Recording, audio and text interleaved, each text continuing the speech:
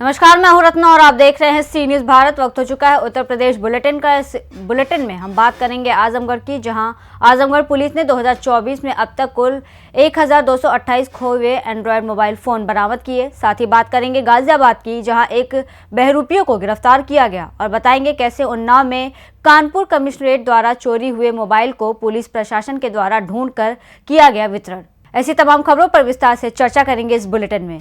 Azamgarh police ने 2024 में अब तक कुल 1228 खोए हुए एंड्रॉयड मोबाइल फ़ोन, जिनकी कीमत लगभग 2.11 करोड़ रुपए बरामद किए हैं। इनमें से दिसंबर में 223 मोबाइल फ़ोन, जिनकी कीमत 50 लाख रुपए बताई जा रही है, बरामद कर स्वामियों को सौंपे गए। यह अभियान 2024 फरवरी से शुरू हुआ था, जिसमें गुमशुदा मोबाइल धारक CEIR पोर्टल पर शिकायत दर्ज करते हैं। आज 1 जनवरी 2025 को अपर पुलिस अधीक्षक ग्रामीण ने बरामद मोबाइल फोन को स्वामियों को सौंपा और इस कार्य के लिए सभी कंप्यूटर ऑपरेटरों को प्रशस्ति पत्र देकर सम्मानित किया। सर, आजमगढ़ पुलिस ने 9 वर्ष पे लोगों को खोई हुई गुमशुदा मोबाइलों को वितरित किया है और बड़ा कार्य है सर आजमगढ़ पुलिस का।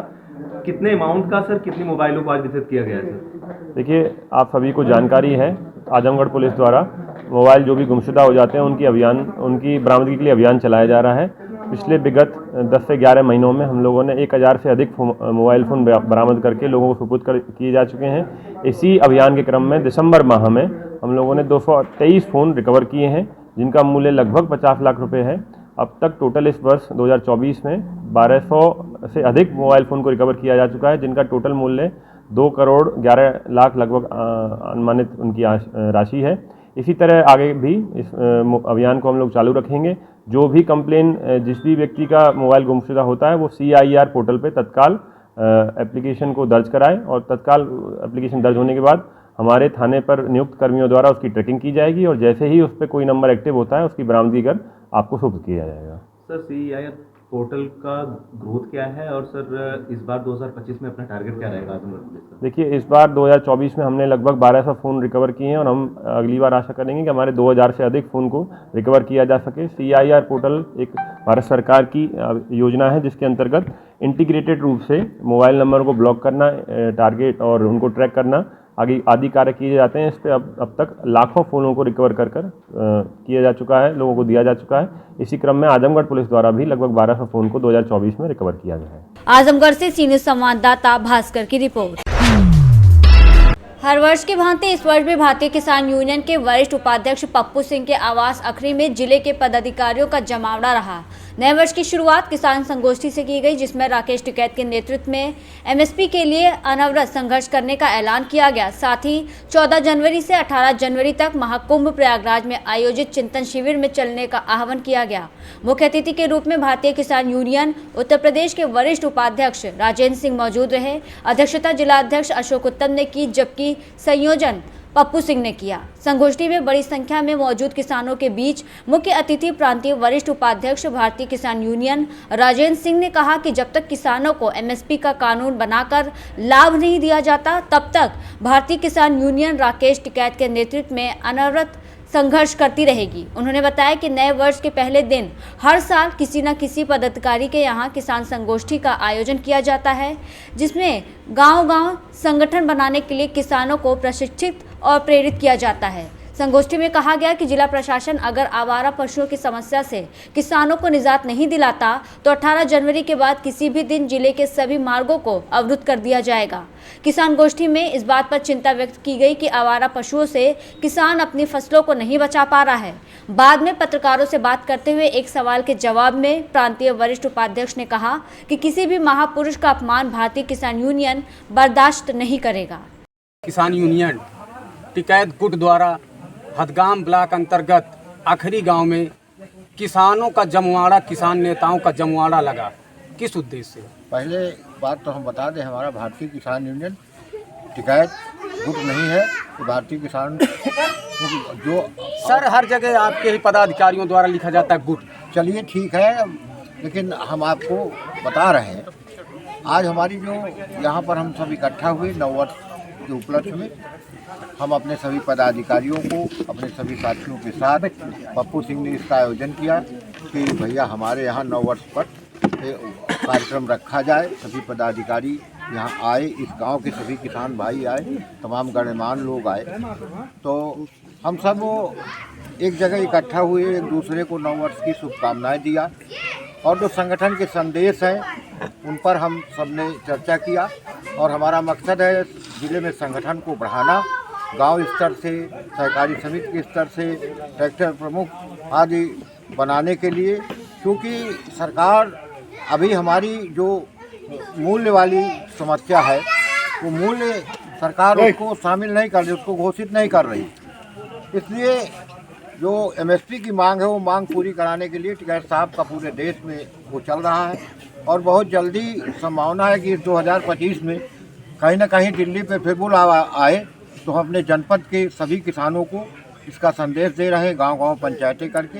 आज 2025 में इसकी शुरुआत आखिरी गांव से हुई है और हम इसी क्रम में धीरे धीरे पूरे जनपद में इस आवाज़ को पहुंचाने का काम करेंगे और आज से किसानों को जोड़ने का काम करेंगे और इसी से हमारा संगठन और हमारे किसानों का जो एमएसपी की मांग है उसकी पूरी करने की लड़ाई लड़ने के लिए हम पूरी तरह से सभी लोग एकजुट हैं।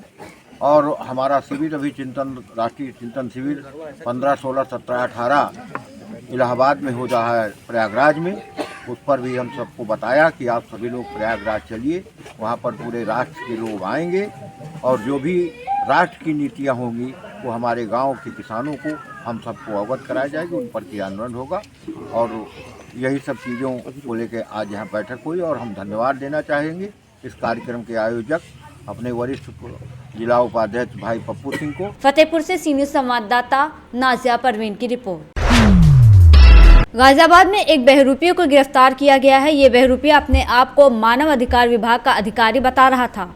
हद तो तब हो गई जब उसने गाजियाबाद कमिश्नरेट में अपनी सुरक्षा के लिए अपने फर्जी लेटर हेड पर अपने लिए सुरक्षा की मांग कर दी। कविनगर थाना पुलिस जब इसकी जांच की तो पता चला ये कोई मानव अधिकार से संबंधित अधिकारी नहीं बल्कि कोई बहरूपिया है। पुलिस ने फिलहाल इसे गिरफ्तार किया है, जिसके पास से तमाम फर्जी कागजात बरामद किए गए हैं। क्राइम ब्रांच के एडीसीपी सच्चिदानंद राय ने बताया कि पिछले 5 महीने से ये इस तरीके का कार्य को निरंतर अंजाम दे रहा था। फिलहाल गाजियाबाद पुलिस ने इसे गिरफ्तार किया है और अब जेल भेजा जा रहा है। गाजियाबाद द्वारा मानवाधिकार न्याय पुलिस कमिश्नर गाजियाबाद द्वारा अनस मलिक नाम के एक फ्रॉडस्टर की गिरफ्तारी कविनगर थाना क्षेत्र से की गई है, जिसके द्वारा जो है मानवाधिकार न्याय आयोग का फर्जी लेटर पैड बनाकर इवन नीति आयोग का उस पर मुहर लगवाया हुआ था और फर्जी अध्यक्ष बन के जो है विभिन्न जनपदों में भ्रमण कार्यक्रम के दौरान जो है सुरक्षा और स्कॉट की व्यवस्था लेता रहता था।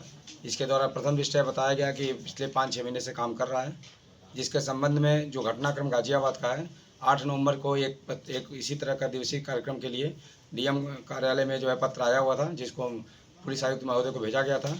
जिसकी जांच जब की गई कविनगर थाना क्षेत्र से तो ये तथ्य प्रकाश में आया कि अनस मलिक नाम का जो है कोई भी जो है राज्य मानवाधिकार न्याय आयोग में नहीं है और इस तरह के कोई भी ना गाड़ी इसको दी गई है ना कोई ऐसा स्टाफ दिया गया है। और जब इसमें गहराई से जांच छानबीन की गई तो पता चला ये व्यक्ति जो है फ्रॉड है। इसमें हमारी टीम लगी हुई थी, इसकी गिरफ्तारी जो है की गई है। पूछताछ में अभियुक्त ने बताया कि 10वीं पास है, पूर्व में फॉल सीलिंग का काम करता था। कुछ क्षेत्रीय नेताओं के प्रभाव में आके इसके द्वारा जो है ये फ्रॉड करने की आइडिया आया और ये फर्जी लेटर पैड खुद बनवाया हुआ है। ये संस्था रजिस्टर्ड भी नहीं है और इसका जो है मिसयूज ये कर रहा है और इसी की धौंस दिखाकर ये जो है लोगों से पैसे की वसूली कर रहा था। इसके पास से जो है 2 पुलिस के जो है आई कार्ड भी मिले हैं, जिसके संबंध में जब पूछताछ की गई तो इसके द्वारा बताया गया था कि मेरे द्वारा उनको आश्वासन दिया गया था कि हम जो है तुम्हारी भर्ती करा देंगे और अगर वो अपने बलबूते पे भी हो जाते तो मैं उनसे पैसे ले लेता। इस तरह फ्रॉड की घटनाएं भी लगातार कर रहा था, इसके संबंध में और भी गहराई से हमारी टीम जो है अभी जांच कर रही है। इससे पहले सर किस किस जनपद के अंदर इन्होंने इसी तरह से पुलिस एस्कॉर्ट की मांग की या अधिकारियों को कॉल कर अपने आप के बारे में बताया, अपने संबंध में बताया? देखिए, जो 8 नवंबर का लेटर यहाँ पे आया था डीएम महोदय को, उसमें जो है ये अमरोहा, मुरादाबाद, हापुड़ और गाजियाबाद का 2 दिवसीय भ्रमण कार्यक्रम था, जिसमें ये ऑलरेडी अमरोहा से गजरौला थाना क्षेत्र से जो है एस्कॉर्ट ले चुका था और यहाँ पे जब लेटर आया तो इसकी जांच कराई गई और जांच के क्रम में जो है इसके जो फ्रॉड एक्टिविटी थी इसकी संबंध में जांच करने के बाद इसकी गिरफ्तारी की तो गई। अमरोहा के अंदर सर इसको नहीं पकड़ पाई वहाँ की पुलिस? नहीं, वहाँ नहीं पकड़ पाए थे। इसका कोई और आपराधिक रिकॉर्ड दूसरे जिलों में? अभी इसके बारे में छानबीन की जा रही है। इसके साथ एक अन्य व्यक्ति भी पकड़ा गया, उसका क्या रोल है इसमें? 2 व्यक्ति पकड़े गए कुल? नहीं, अभी कोई 2 व्यक्ति नहीं है, केवल एक ही व्यक्ति है। गाजियाबाद से सीनियर संवाददाता राजेंद्र चौधरी की रिपोर्ट। इगलास तहसील में तैनात रहे नायब तहसीलदार सुखवीर सिंह के सेवानिवृत्त हो जाने पर नव वर्ष 2025 की हार्दिक शुभकामनाएं के साथ तहसील स्टाफ द्वारा उन्हें भावभीनी विदाई दी गई। वहीं उनकी दीर्घ आयु और परिवार के साथ सुखमय और आनंदमय जीवन व्यतीत करे ये ईश्वर से कामना की गई। अलीगढ़ जनपद की तहसील इगलास में पिछले करीब 7 माह से नायब तहसीलदार के पद पर कार्यरत रहे सुखवीर सिंह को 35 वर्ष नौकरी करने के पश्चात सेवानिवृत्त हो जाने पर बुधवार को 9 वर्ष पर तहसील सभागार में तहसीलदार रामचंद्र सिंह की अध्यक्षता में सेवानिवृत्त नायब तहसीलदार सुखवीर सिंह को विदाई और समारोह आयोजित किया गया। इस मौके पर तहसील में रजिस्ट्रार कानूनगो पद पर आसीन रह चुके श्रीकांत ने अपने संबोधन में सुखवीर सिंह के सेवा मुक्त होने पर कहा कि 7 माह के कार्यकाल में इगलास में अपनी कार्यशैली और निष्पक्ष न्याय का साथ देने में जो छाप उन्होंने छोड़ी है, इगलास की जनता हमेशा याद रहेगी। साथ ही उन्होंने कहा कि शांति स्वभाव और कार्य करने की क्षमता और ईमानदार चरित्र जैसी यादें भुलाई नहीं जा सकती हैं। नायब तहसीलदार तान्या शर्मा ने कहा कि विदाई का समय एक भावुक समय होता है, क्योंकि हमारे बीच लंबे समय तक अधिकारी और कर्मचारी रहते हैं और एक दूसरे से घुल मिल जाते हैं। जब वो सेवानिवृत्त होकर हमारे बीच से विदाई लेकर जाते हैं तो वो दिन भारी भावुक होता है। इस मौके पर उन्होंने सेवानिवृत्त नायब तहसीलदार के लंबे जीवन और सुख शांति जीवन होने की कामना की। सुखवीर सिंह को तहसीलदार रामचंद्र सिंह ने पुष्पहार पहनाकर प्रतीक चिन्ह देकर भावभीनी विदाई दी। उनके साथ ही नायब तहसीलदार तान्या शर्मा, रजिस्ट्रार कानूनगो रंजीत सिंह, राजस्व निरीक्षक अवधेश चौहान, राजस्व निरीक्षक राजेंद्र प्रसाद, लेखपाल कीर्ति चौहान, लेखपाल और तहसील कर्मचारी मौजूद थे। इगलास से सीनियर संवाददाता इंद्रजीत प्रेमी की रिपोर्ट। नववर्ष 2025 को देखते हुए आज कानपुर कमिश्नरेट द्वारा चोरी हुए मोबाइल को पुलिस प्रशासन के द्वारा ढूंढकर वितरण किया गया। जिन लोगों के मोबाइल कुछ दिन पहले चोरी हुए थे उनके चेहरे खिल उठे।